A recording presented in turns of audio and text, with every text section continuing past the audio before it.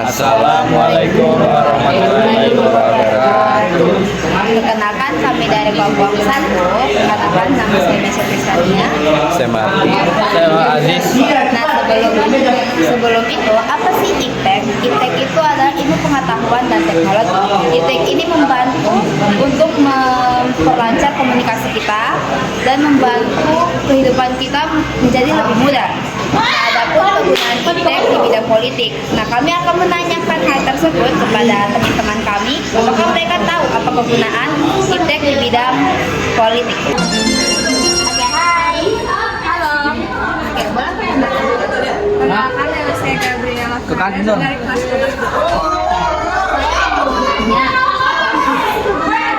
Di bidang politik yang saya tahu di bidang politik, mereka menggunakan IPTEK dengan cara melakukan kampanye melalui media sosial. Kita tahu mereka sering melakukan kampanye melalui Instagram, Twitter, Facebook, atau untuk menarik rakyat untuk memilih mereka. Terima kasih. Kenalkan nama dulu. Baik, nama saya Nur Alif Arya Dari kelas berapa? Saya dari kelas 12-2. Jadi di sini saya akan menanyakan pendapat tentang bagaimana dampak IPTEK di bidang politik. Beserta contoh positifnya. Oke, baik. Untuk dampak positif IPTEK di bidang politik.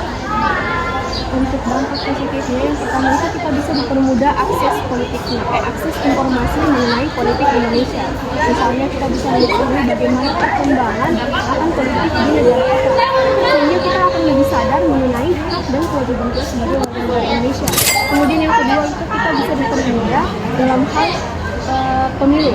Kita bisa melakukan pemilu secara daring, di mana pada saat kita melakukan pemilu ini kita tidak perlu susah payah untuk datang lagi di tempat pemilunya, karena kita dapat melakukannya baik dari rumah ataupun di tempat-tempat yang mudah. Baik, sekian. Hai, Halo, silakan perkenalkan. saya Kiralin Grisalda Cionggo dan saya dari kelas 12. Apa kegunaan IPTEK di bidang politik? Bisa dalam positif atau negatif.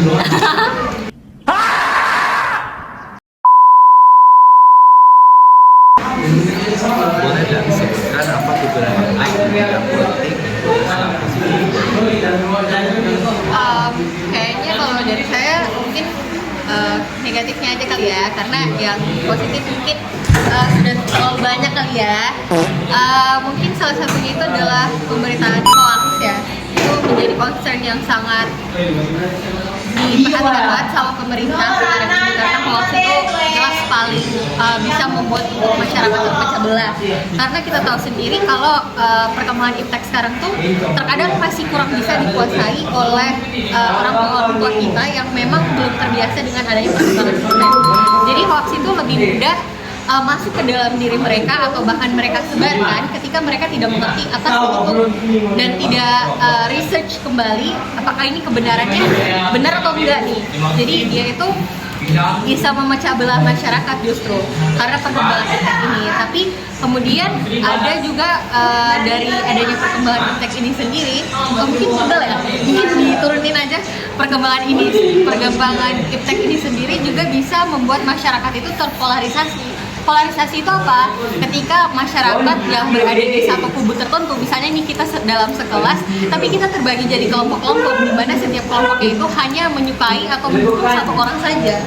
Jadi itu kita bisa terpolarisasi atau akhirnya terpecah belah. Sehingga akhirnya perkembangan IPTEK ini justru membawa kita ke arah yang lebih buruk lagi atau terjadinya perpecahan di masyarakat.